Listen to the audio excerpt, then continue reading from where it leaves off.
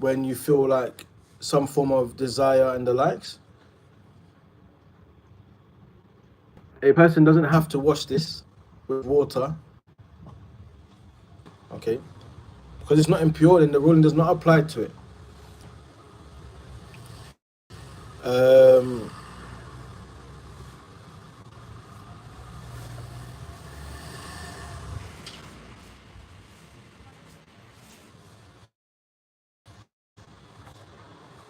Can I see something in your translation?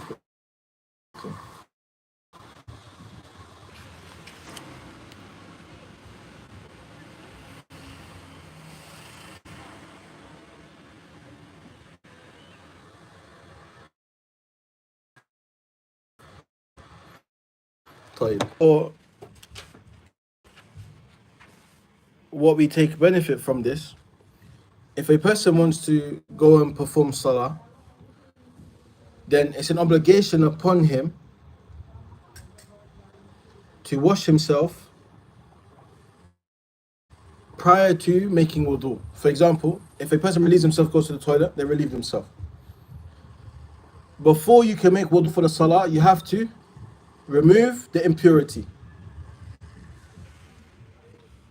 The impurity can be removed by water, or can be removed by stone. It can be by something other than this, like tissue, leaves, and the likes. But this is an obligation, whether that which comes out is small or large. A large amount or small amount is still an obligation. Whoever wants to pray, then they must remove that. And that is taken from the hadith of the Prophet Muhammad sallallahu where he mentions, Nahana Rasulullah sallallahu alaihi wasallam an nastanjiya bi aqalla min thalathati ahjar. That mentions that the Prophet Muhammad sallallahu alaihi wasallam prohibited us from making istinja with less than 3 stones. Okay, using less than 3 stones. Now, some also mention if you remove all of the impurities with 1 stone, then that is sufficient, because the hukm is what? To remove the impurity. So the impurity is removed, then the ruling has been fulfilled. Now,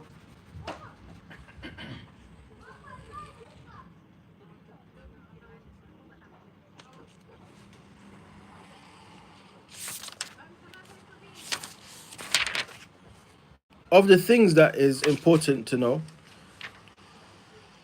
you cannot use stuff like dry dung, nor can you use bones. Why can't we use bones? For the jinn. No, so you don't use bones. Okay. So that's of the things to bear in mind regarding that.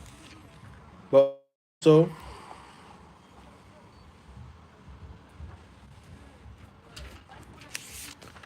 when a person passes wind, the wind itself is not najis. That's important to understand. So when it comes to removing an impurity, the thing has to be impure in itself. Okay? Otherwise, if tahir, you don't have to remove it. There's nothing to be removed because it's not najis. Because as mentioned, in the beginning of tahara, we mentioned that it consists of 2 aspects. رفع الحدث وزوال الخبث. الخبث معنى النجاسة. So if we say this now, removing hadath, we mentioned that's the and khabath, we mentioned that's the impurities that are either found on your body, your clothes, or the place of prayer. So when it comes to our body, that's going to be from when we relieve ourselves. At the person you relieve yourself from, whatever comes out, other than something pure, other than something that is many, for example, and also other than wind, anything else, you have to wash it. You have to remove the impurity. Okay. The asl of removing impurity is to use water. The asl is to use water. If you don't have water, then you use anything that will remove the impurity. But the asl is best that a person uses water.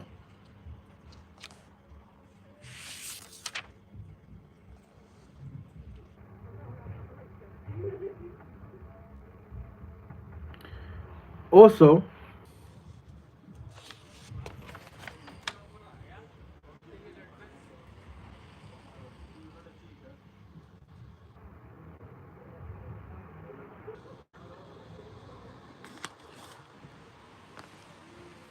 he mentions ولا يصح الاستجمار. As we mentioned, istijmar is what? Using stones and the likes. When we use water, then it's called istinja. إلا بطاهر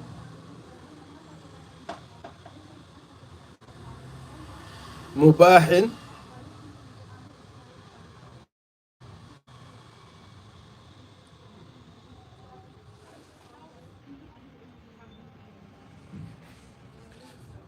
sorry, it's just a bit too loud from the sister's side. Sorry.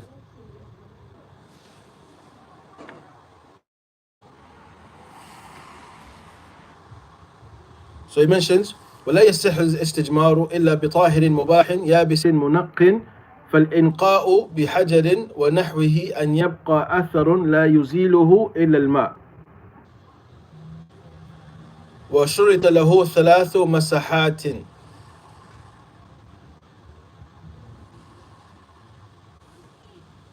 So here what is mentioned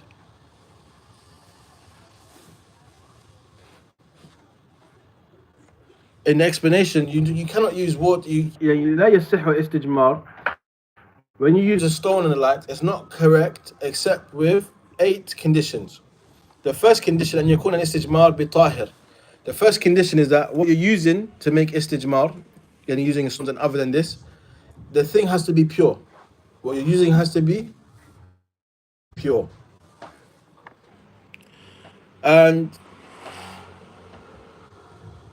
this is taken from the hadith of the Prophet Muhammad ﷺ, where he mentioned لقول ابن مسعود رضي الله عنه أتى النبي صلى الله عليه وسلم الغائط فأمرني أن آتيه بثلاثة أحجار. So he mentioned the Prophet ﷺ relieved himself and he commanded me to bring him 3 stones. وجدت حجرين. I found 2 stones. والتمست الثالثة فلم أجده. And I looked for the third and I didn't find it. فأخذت روثة. So I took some dung. It should have been dry dung. فأخذت روثة فأتيته بها فأخذ حجرين وألقى الروثة وقال هذا ركس يعني نجس. So he took the 2 stones and he threw away the dung and he said this is riks and that means najis, impure. الشرط الثاني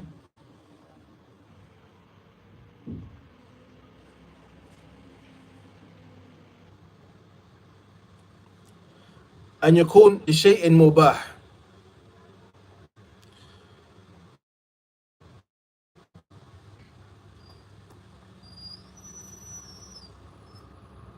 And that means you can't do it with something that is yani, stolen. And it mentions that is because istijmar is a form of concession. If you don't have water, it's a means of concession. And yani, you cannot make something that is prohibited, haram, be used as a concession. So to steal something that doesn't belong to you, this is haram. So you shouldn't be used for something that's mubah. And what is mentioned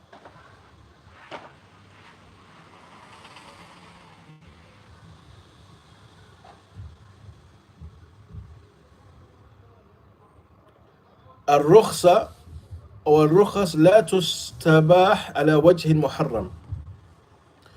يعني concessions are made permissible things that are haram, forbidden. Also,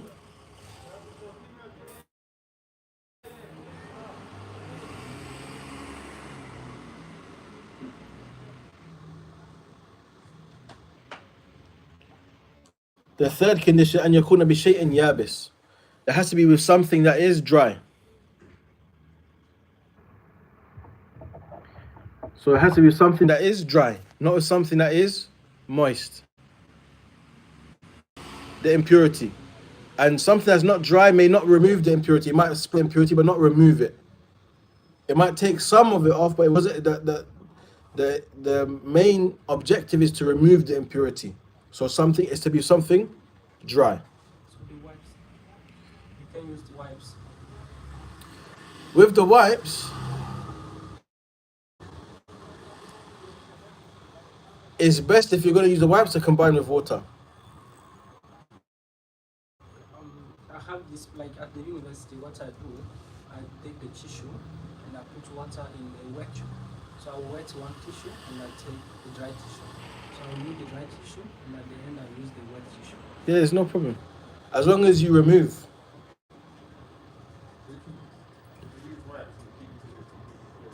That's fine. But you have some things that they're not dry. And what happens when you use them, they don't remove the impurity. The ones for the toilet are semi-dry, they're not very wet. Yeah. The ones that you use for toilet, Yeah. they wipes. Yeah. Yeah, they're different from normal wipes. But there's some, it doesn't actually remove the impurity. It just spreads. Also, the fourth condition,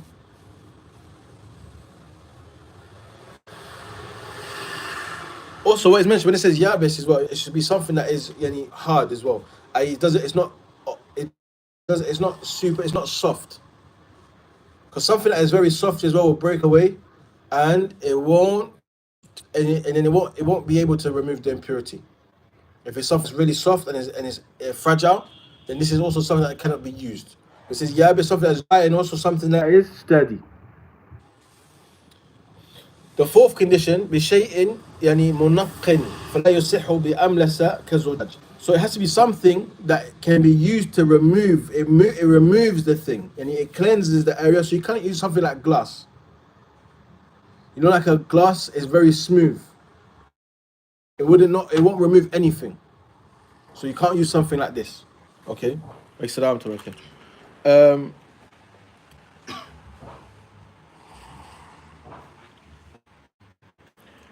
So what it mentions,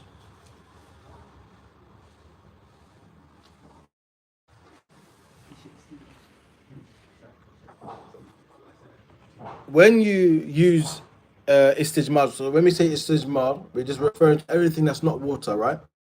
Just to make that clear. So when I make istijmar, the objective is nothing should remain except that which cannot be removed except with water. Okay?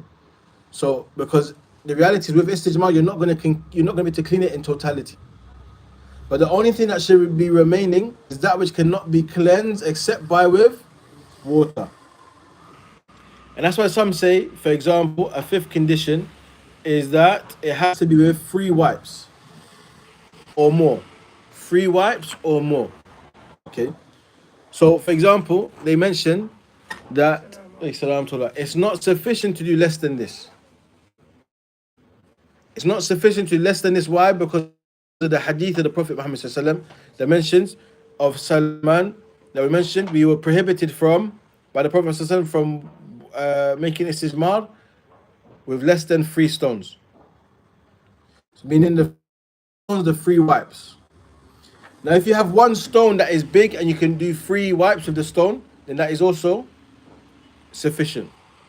That takes the ruling of 3 stones. So the maqsood, the intention behind 3 stones is 3 wipes. And that's when you don't have what? Water.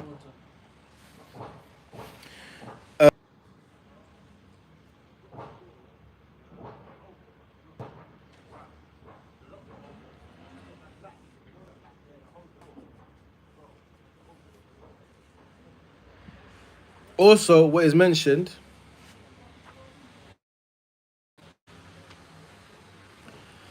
that the 6th condition is whatever comes out should not exceed the place that it normally comes out from. I.e., if it comes out of your passage beyond the place that your private parts, then you have to use water. If it has gone beyond the place of exit, then you have to use water. Okay.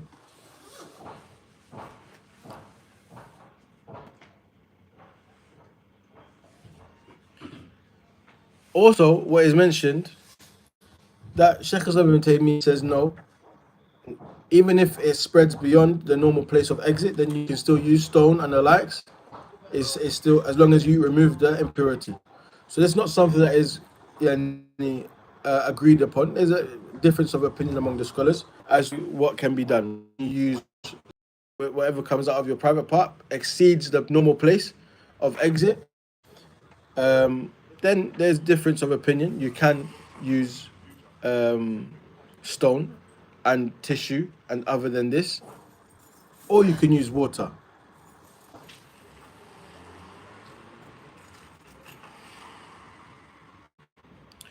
Also, the seventh condition is that whatever you're using to clean yourself cannot be dung, nor can it be bone.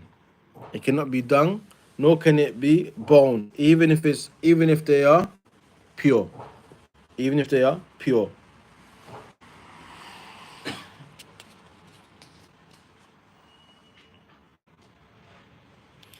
And that's why this is taken from the hadith of the Prophet Muhammad that mentions لا تستنجوا بالروف ولا بالعظام فإنه زاد إخوانكم من الجن. He meant do not cleanse yourself, relieve yourself with dung nor bones, because it is the provision of your brothers from the jinn. It's the food of your brothers from the jinn. So that is why we cannot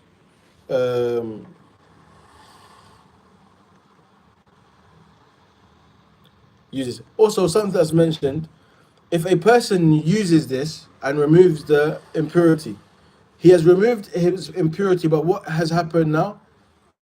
He is sinful because he's falling into that which he has been prohibited from. So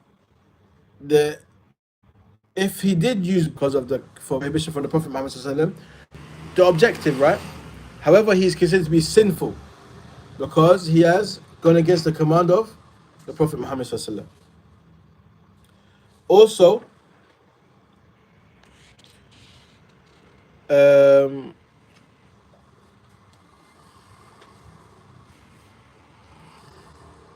a person should cleanse themselves to the objective, to the point where they have reached a point where they consider it that they've sufficient. What they've used is sufficient. And the eighth condition, that it shouldn't be with food. You shouldn't use something that is considered to be an item of food to cleanse yourself. Now, and that is because if we look at the fact that the Prophet Muhammad prohibited bones and dung, because that is the food of the jinn, then the food of mankind and the food of animals is more than this. What about the leaves? The leaves sound this where I come from. This is supposed to be leaves of food. It's food, but it's still considered to be it's not considered to be min thamar. It's something that's eaten, but it's not considered a staple food, like a staple food. You see, so Imam, jinn are our brothers? there's Muslim from the jinn. Yeah, إنما المؤمنون إخوة no. فأصلحوا بين أخويكم. So don't use jinn's food for relieving yourself, because you may anger them. But from this hadith, our brothers in Islam, the believers from them, but do we have a connection with them? La. You see? But they're from them are Muslim and from them are kuffar. Because the Prophet Muhammad was sent to both al-mankind and jinn. No.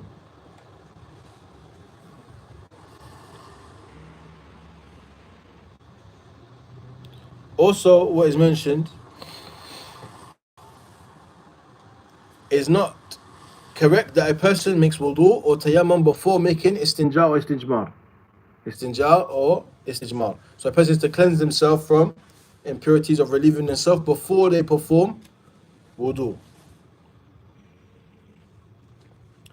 And that's taken from a hadith of the Prophet Muhammad يغسل ذكره ثم يتوضأ. And he mentioned the Prophet ﷺ would wash his private part and then he would perform wudu. So that benefits tartib, the order. So first a person should wash their private parts and then they should go and perform al-wudu.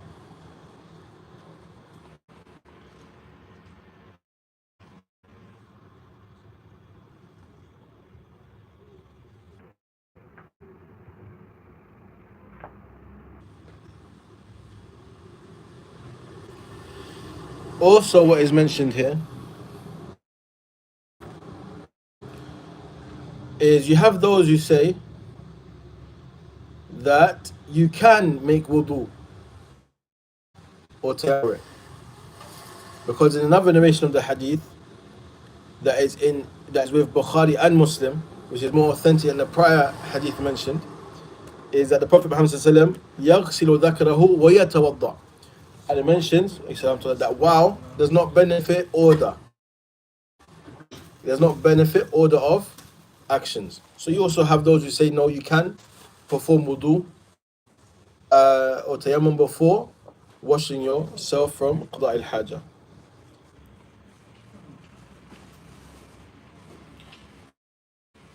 Also,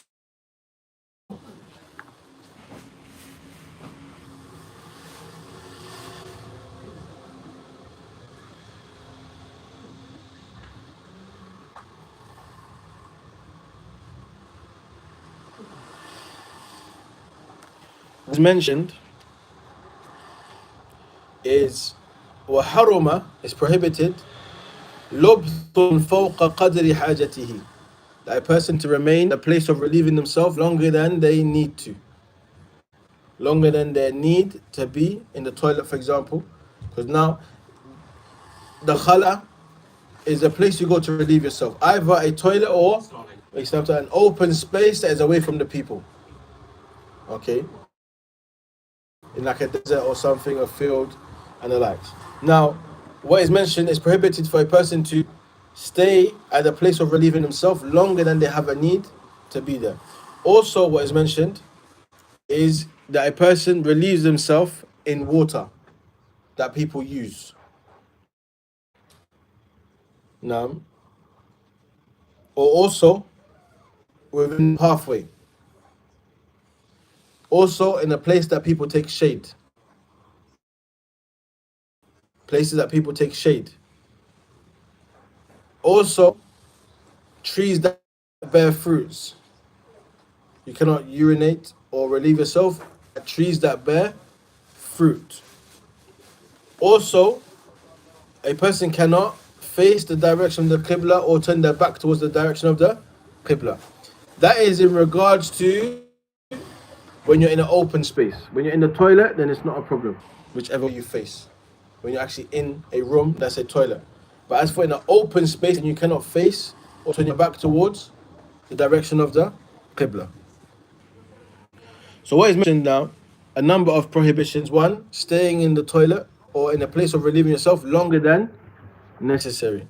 Secondly, to relieve oneself in water that people benefit from, or in a pathway that people use, or in a place of shade where people benefit from that shade, or under a tree that bears fruits. It's like you're on a sea or swimming, and toilets around there, and you're in water. In the sea is different. The sea is not considered water that's still. Some people use that water. Yeah, but the sea water cannot be made impure.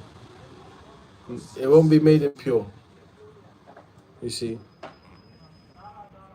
But it's preferred that a person should avoid it. It's preferred that a person should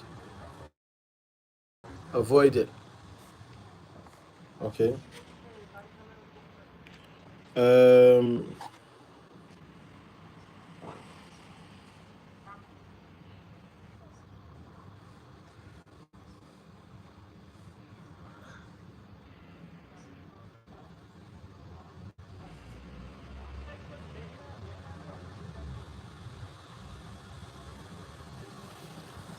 but what is mentioned here in the explanation that whether it's a lot of water or a little water, it shouldn't be done. Whether it's still water or running water, like a river and the likes, a person shouldn't do it because you make it difficult for people to actually benefit from that water. But obviously, if you're in a state of emergency, then you have no choice. No. And at that time, there's no prohibition at the time of necessity.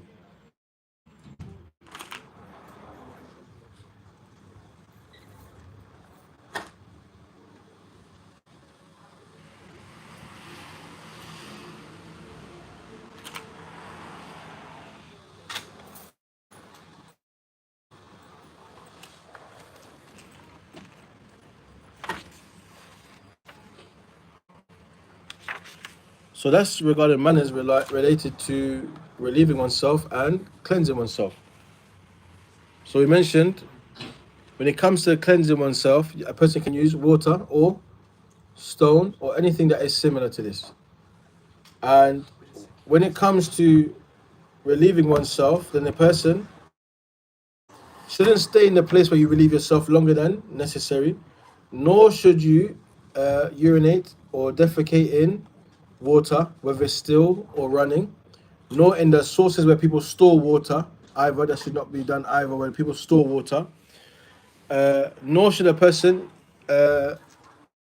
relieve themselves in the pathways that people use or the places where people take shade. Okay. Nor, what's the last one that we mentioned? Trees bear fruits. Nor with trees that bear fruits. Now.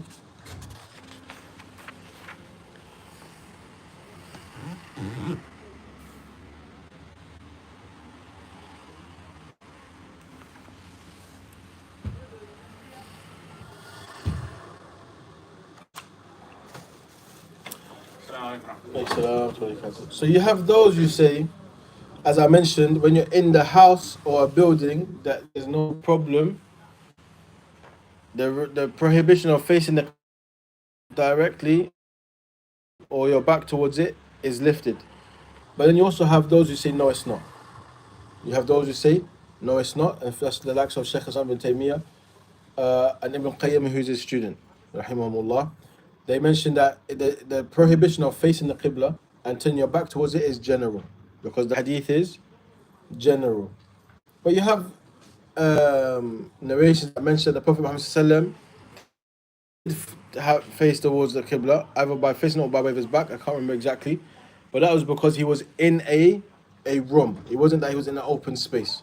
So that's why some say the prohibition is based on when a person is relieving himself in an open space where there's no barriers, that a person should not be facing or having their back towards the Qibla. The next thing that is then mentioned by the author is as-siwak. As-siwak, usage of the miswak as we know it. And he mentioned as-siwaku masnunun mutlaqa, that the siwak is recommended as a sunnah in general. And he mentions illa lisa'imin ba'da az-zawali fayukrahu, except for the one who's fasting after the time of dhuhr entering, then it's disliked. It's disliked for a person to do it then. Now,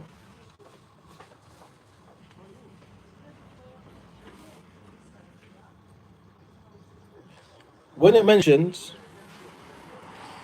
the person who is fasting, they mention that when it comes to the usage of the miswak, there's three opinions. Okay, there's three matters to be mentioned. You have a time that is disliked, and that is mentioned to be after dhuhr enters. And it mentions that is for the hadith of Ali that is marfu', إذا صمتم فاستاكوا بالغداة ولا تستاكوا بالعشي. So here it mentions that when you are fasting, then use the miswak in the morning and not in the afternoon time. So that is making difference of times when it's recommended to be used. Now, if something is makruh, something is disliked, if you do use it after dhuhr, are you sinful? No. If you avoid it, are you rewarded? Yes. So when you leave off something that's disliked, makruh, then you'll be rewarded for it. If you do it, you'll not be sinful. You'll not be sinful. The second situation is waqtul ibaha, a time that is permissible. And he mentions أشار إليه بقوله ويباح السواك قبله أي قبل الزوال بعود رطب ولا يستحب لما يتحلل منه بخلاف العود اليابس. So what is mentioned also that the time that is recommended or the time that is permissible is the time before dhuhr enters. And he mentions bi'udin ratbin, with du'ud is the type of wood branch that is used for siwak, that is ratab, that is moist, that has a certain level of moistness towards it. And then you also have وَالثَّالِثَ وَقْتُ الْإِسْتِحْبَابِ, the time that is recommended. So you have a time where it's recommended to use the siwak, and that is ذَلِكَ قَبْلَ الزَّوَالِ فَيُسْتَحَبُّ بِعَوْدٍ يَابِسٍ لَا رَطْبٍ. So before the time of zawal, it mentions it's recommended to use a stick, a type of wood that is dry, not moist. That is dry, not moist.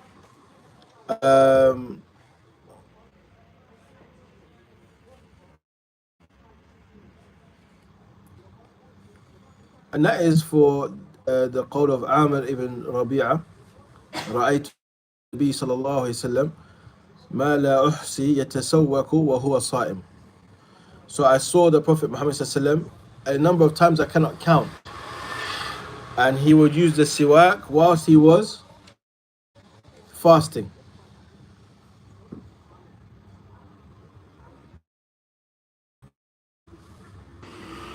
Shaykh Islam ibn Taymiyyah, he mentions يسن التسوق للصائم مطلق بين الصائم وغيره وما حديث علي فلا.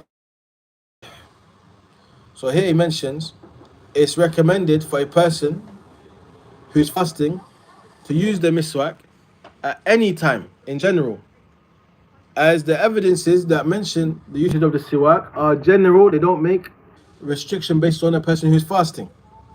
As for the hadith that we mentioned before, that is meant to be the hadith of Ali,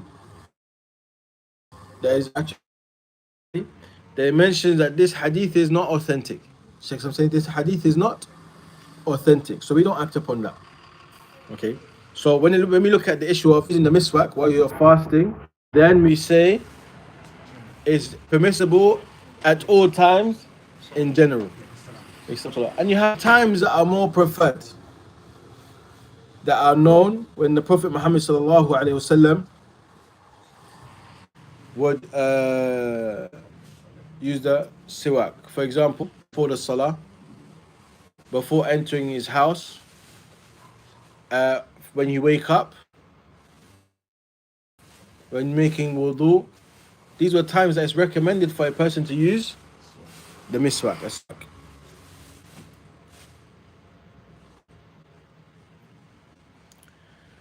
Also, what is mentioned,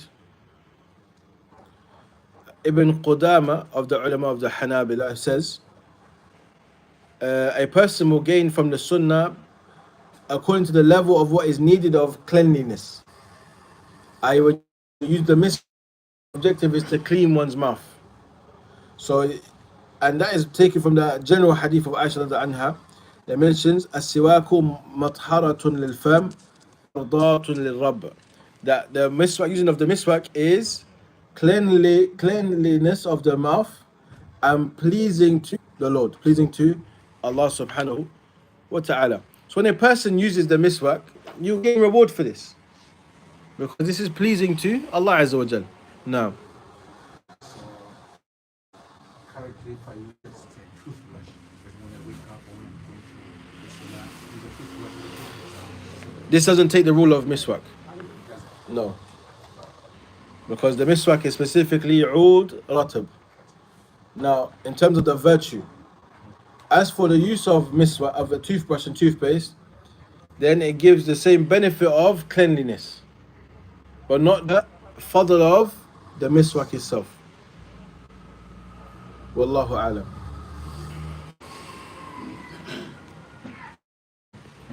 Then he mentions الوقت الثاني وقت مقيد وأشار إليه بقوله ويتأكد السواك بثمانية مواطن. So he mentions there is a time that is restricted when a person should use the miswak, and they mention that there are 8 times. The first, in the salah, when a person is going to pray. In the qira'ah, yani qira'at al-Quran, the person is going to recite the Quran. When making wudu, and also when a person wakes up and becomes alert from sleep, then they should use the miswak also. So that's 1, 2, 3, 4. We mentioned before the salah, when reading the Quran, when making wudu, and when you wake up. The 5th time, dukhul al-masjid, when you enter the masjid.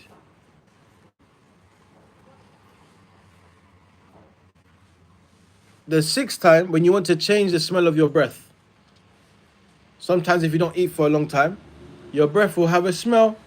So you want to change that smell, you use a miswak. You use a miswak.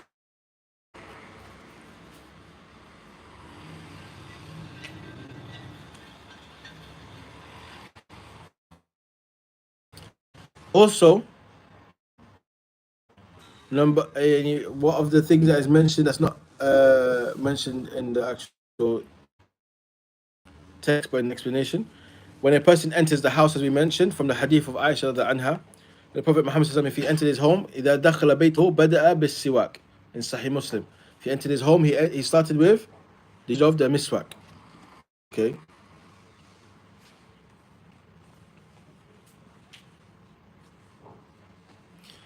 Shaykh Uthaymeen rahimahullah mentions when a person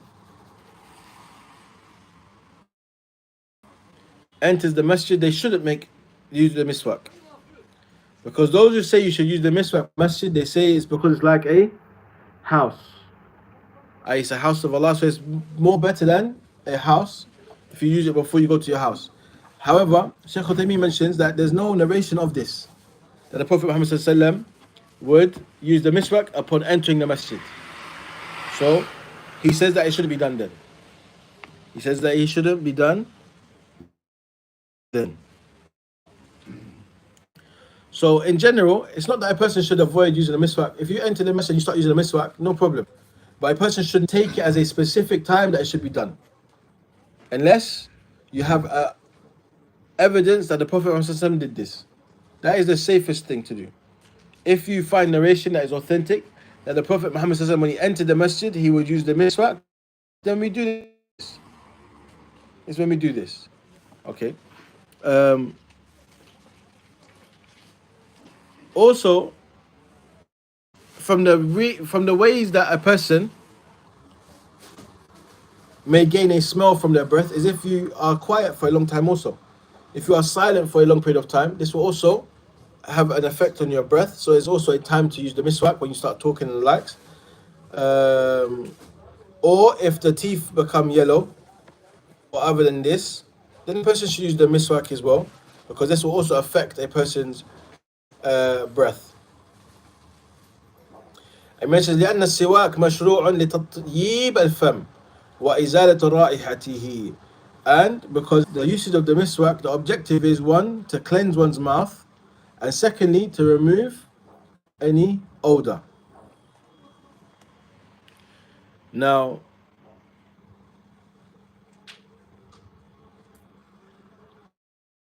this is also why some would say that you shouldn't do it while you're fasting, because that odor from a person's mouth when they're fasting is beloved to Allah subhanahu wa ta'ala.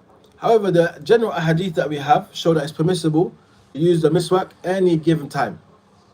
Any given time while you're fasting or when you're not fasting. Also, what is mentioned by the author, Sunnah buda'atun bil ayman fi siwak.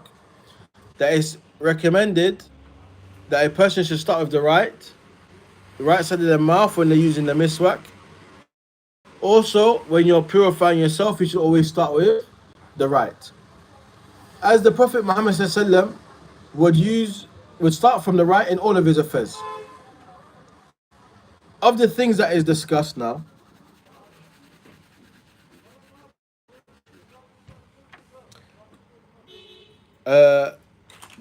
giving the salams. When you give salam to a group, you find some people, they will stop and say, no, I'm going to go give salams to everyone on the right first and then come back to you. If you see a group, it's better to say salam alaikum like this. It comes to everyone. It's sufficient for one person of the group to say wa alaikum salam, to return the salam. Okay?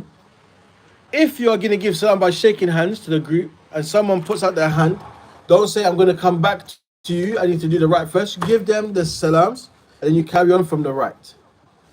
Okay? But it's better when you give salams to a group, you give salam, salam alaikum wa rahmatullah, and someone from the group responds, I say, everyone in the group. Okay? However, in general, the Prophet Muhammad ﷺ, he loved to start with the right in all things that are good. The only thing that we use the left for is that which is any things that are looked down upon and the likes, relieving when you clean the toilet and such cases. Of the things that's also good when you sneeze and stuff, use your left. Your left to cover yourself when you're sneezing and the likes. It's not befitting that person who's had in the right hand and is like, yeah, assalamu alaikum, like this. Or if you got itchy nose and the likes, you want to pick your nose, use your left hand. Don't use your right hand. Pardon? Yeah. When you're like itching and picking your nose, use your left hand. You see? And also, you have some people that say, oh, I give the kuffar my left hand. This is wrong. Yeah. This shouldn't be done. Whilst you're on this earth, you should be a da'i to Allah subhanahu wa ta'ala. Whilst you are living, you should be someone who calls to Allah. And of the ways to call to Allah is to have the best of manners. So if I say, I'm giving you my left hand, what am I implying? Because this is the hand they say, sorry for my language, but say, this is the hand I wipe my bum with. So they're the ones who deserve this. This is the kind of mentality they have. This is not correct. This is not correct. Yes, they are najis, the kuffar, the mushrikun, they are najis. But that is that impurity of no iman. If I touch a kafir, I have to make wudu. I have to wash my hand. La. I think the thing is that some of them can become Muslim. Exactly. I'm using the example of Omar. Naam. Many people became Muslim just because of manners they saw in the Muslims. But unfortunately today we're at a time where people say, had I met the Muslims before I knew about Islam, I might not have embraced Islam. But at the time they would say, like Indonesia, is the biggest Muslim country in the world. What encouraged them to embrace Islam? Of the things mentioned, that was of the trade routes. They met the Muslims via trade. And when they saw mannerisms of truthfulness, trustworthiness, preserving trust and the likes, they were inclined towards Islam because of this. And the leader of them embraced Islam, so his people followed him. You see, what was that thing that instigated the interest in Islam? Good manners. The best of manners. It's a major part of Islam that many people are negligent of. And we have to know, the Prophet Muhammad mentioned, إِنَّ أَقْرَبَكُم مِّنِّي مَجْلِسًا يَوْمَ الْقِيَامَةِ أُحَاسِنَكُمْ خُلُقًا. Those from you who are going to sit closest to me on Qiyamah are the best of you in manners. So those who have the best manners, they are the ones who will be closest to the Prophet Muhammad on Yawm al-Qiyamah. As long as you fulfill, obviously, the rest of the commands. It doesn't mean you have the best manners, but then you don't pray. Or you have the best manners, but you use that manners to beautify innovation. This is not correct. This is not correct. It's sad that we're at a time today where the people of bid'ah, of innovation, they criticize the people of sunnah on manners. They say, but you look at, you're always harsh, you have a screw face, you don't smile, you have the worst of manners. But the people that are doing things of misguidance, they are so nice. But sometimes, and it's a reality that has to be acknowledged and rectified. You go to a masjid of people that claim to be upon the sunnah, when they see brothers, they show a hard face. They don't smile. Or they walk in a way that I have to show that I'm strong. Where is this? The only time you need to do that is when you're making the first 3 rounds of tawaf around the Kaaba. Yes, that's what is recommended. Then you walk briskly and strong, yes. But with the Muslims and the people, no.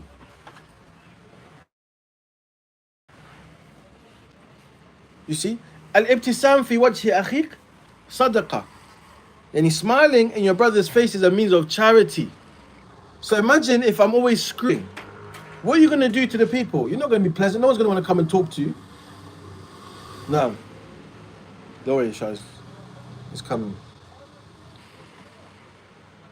But it's important for a person to adorn themselves with the manners of Islam. Because it's there. We have guidance to it. You see? And in the hadith of the Prophet Muhammad we mentioned, اتق الله حيثما كنت واتبع السيئة الحسنة تمحها وخالق الناس بخلق حسن.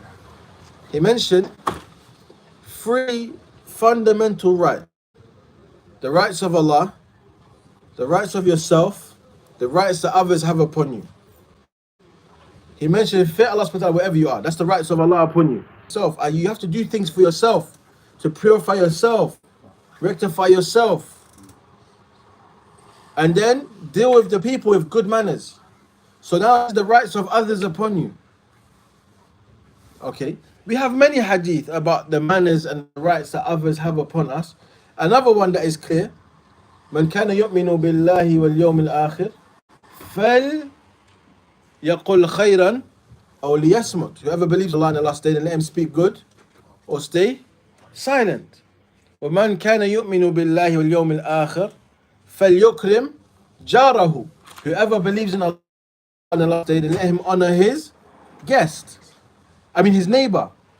Your neighbor, whether they are Muslim or Kafir, you have to be good to them. If you see your old neighbor and they're breaking their back, carrying shopping bags, I'm not helping this Kafir. Is that Islam? La. You aid them, you help them. And you do it as a Muslim. That this represents Islam, the ways of a Muslim. This is a form of what? Da'wah.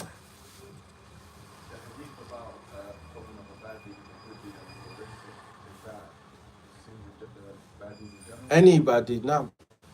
And the best good deed to follow a bad deed with is what? Tawbah. Tawbah.